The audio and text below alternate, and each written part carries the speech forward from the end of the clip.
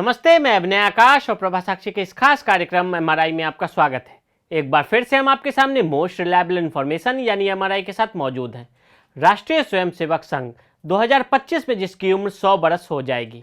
किसी भी संगठन के लिए करीब 100 साल का सफर अहम होता है, लेकिन आरएसएस एक ऐसा नाम है जिसका जिक्र होते ही राजनीति के गलियारों की धड़कनें बढ़ जाती है। समाज के भीतर देश के सबसे बड़े परिवार के तौर पर आरएसएस अपनी पहचान कराता है। इतिहास के पन्नों से गुलाम हिंदुस्तान की यादों में, हिंदुत्व की आस्था से भारतीयता की भावना में रचे बसे इस संगठन का जन्म तो 95 साल पहले हुआ था। उस वक्त सिर्फ 12 लोग थे, लेकिन आज करोड़ों करोड़ सांस्कृतिक राष्ट्रवाद संगठन की हामी है। सांस्कृतिक राष्ट्रवाद की परिभाषा गढ़ने वाले इस संगठन ने राजनीति से तो अपनी दूरी परस्पर बनाई रखी, लेकिन सत्ता की राजनीति में अपनी मौजूदगी की धमक को कुछ इस प्रकार बरकरार रखा, जिसके इशारों को नजरअंदाज करना तख्त पर बैठे हुक्मरानों के लिए कभी आसान नहीं रहा। आरएसएस का इरादा अखंड भारत का है और संघ का वादा सांस्कृतिक राष्ट्रवाद के पन्नों के इर्द गिर्द ही केंद्रित है। 1925 के दशहरे के दिन डॉक्टर केशव बलिराम हेडगेवार ने राष्ट्रीय स्वयंसेवक संघ की स्थापना की। सांप्रदायिक, हिंदुवादी, फांसीवादी और इस तरह के अन्य शब्दों से पुकारे जाने वाले संगठन के तौर पर अपनी आलोचना सहते और सुनते हुए भी संघ ने कम से कम 7-8 दशक हो चुके हैं। वो कहते हैं ना, नजरें जितनी नजदीक जाती हैं उतनी ही तरेड़ती हैं, और इसलिए शायद आरएसएस के गठन के बाद से ही यह संगठन सवालों के घेरे में फंसा रहा। लेकिन कई मौके ऐसे भी आए जब देश के प्रधानमंत्री ने इसी संघ का साथ लिया, चाहे वो पहले प्रधानमंत्री पंडित जवाहरलाल नेहरू हो या फिर इंदिरा गांधी। अवसर था दशहरे का और साथ ही संघ के स्थापना दिवस का भी। विजयादशमी के अवसर पर बोलते हुए संघ प्रमुख ने चीन के सैन्य आक्रामकता के अहम मुद्दे पर कहा कि सरकार, प्रशासन, रक्षा बल और भारत के लोगों ने जिस दृढ़ता और साहस के साथ जवाब दिया, उससे चीन स्तब्ध रह गया। सरसंघचालक ने पड़ोसी देशों श्रीलंका, बांग्लादेश, म्यांमार और नेपाल के साथ करीबी रिश्ते विकसित करने पर भी जोर दिया, जिसके साथ हमारे साझा मूल्य और नैतिक संबंध है। संघ प्रमुख ने न केवल विदेश नीति से जुड़े विषयों पर टिप्पणी की है जो असंदिग्ध रूप से राजनीतिक है, बल्कि उन्होंने अपने शब्दों में पूरी स्पष्टता भी रखी है। आरएसएस हमेशा से चीन को लेकर सतर्कता बरते जाने की बात करता रहा है। उसने निरंतर सरकारों से चीन के मामले में लापरवाही नहीं बरतने का आग्रह किया है। आरएसएस 1950 के दशक से ही चीन के खिलाफ मुखर रहा है। उसने चीन के विस्तारवादी रवैये के विरुद्ध हमेशा एक मजबूत चीन नीति पर जोर दिया।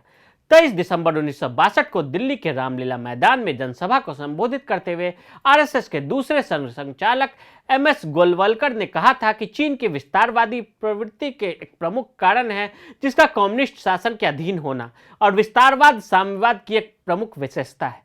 हमें इस वक्त सारे राजनीतिक मतभेदों को भुलाते हुए सिर्फ एक बात को याद रखनी चाहिए कि हम शत्रु से युद्ध कर रहे हैं और हमें एक राष्ट्र के रूप में एकजुट रहना चाहिए।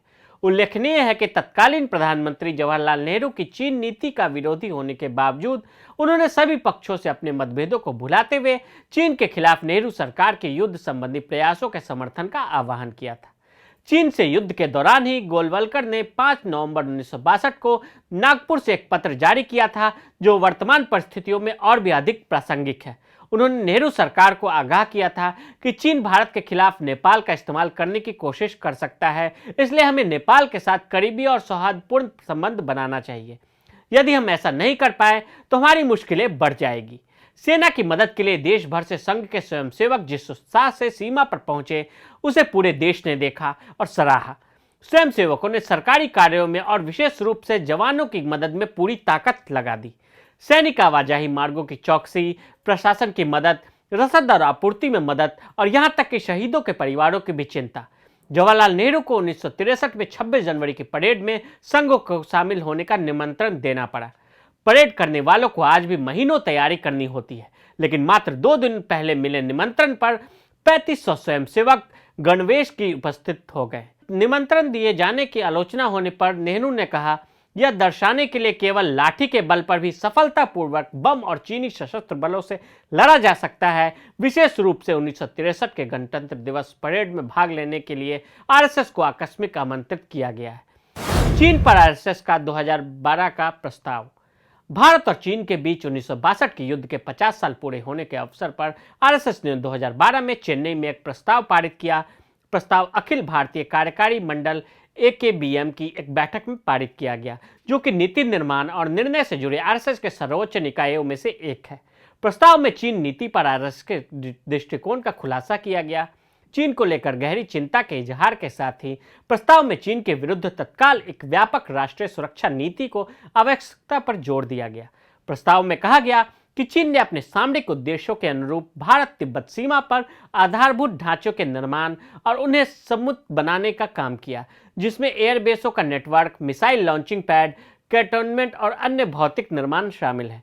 ABKM सरकार से मांग करता है कि सीमा पर चीन के आक्रामक क्रियाकलापों के कारण बड़े खतरे के मद्देनजर भारत को भी सीमा प्रबंधन और सुरक्षा तैयारियों पर पर्याप्त निवेश करना चाहिए। आरएसएस ने की चीन से संबंध तोड़ लेने की वकालत। अक्टूबर 1962 में चीन के आक्रमण के बाद आरएसएस के अखिल भारतीय कार्यकारी मंडल ने एक वक्तव्य जारी कर कहा कि जब तक हम अपनी जमीन चीन से छुड़ा नहीं लेते, उनके साथ बातचीत करने का कोई तुक नहीं है। इस वक्तव्य में यह भी कहा गया कि भारतीय जमीन को दोबारा पाने के अलावा चीन के विस्तारवाद को रोकने और भारत की सीमाओं की सुरक्षा के लिए तिब्बत की आज़ादी भी जरूरी है। अगले साल आरएसएस की एक और इकाई अखिल भारतीय प्रतिनिधि सभा ने कोलंबस सम्मेलन के भारत और चीन के बीच मध्यस्थता के प्रस्ताव को यह कहकर खारिज कर दिया कि हमें कम्युनिस्ट चीन के साथ अपने कूटनीतिक संबंध तोड़ लेने चाहिए और दलाई लामा का समर्थन कर तिब्बत के स्वतंत्रता आंदोलन की मदद करनी चाहिए। आरएसएस के इन कट्टर प्रस्तावों को नेहरू ने तो नहीं माना, लेकिन युद्ध के बाद पैदा हुए देशभक्ति के माहौल से आरएसएस को बहुत राजनीतिक फायदा हुआ।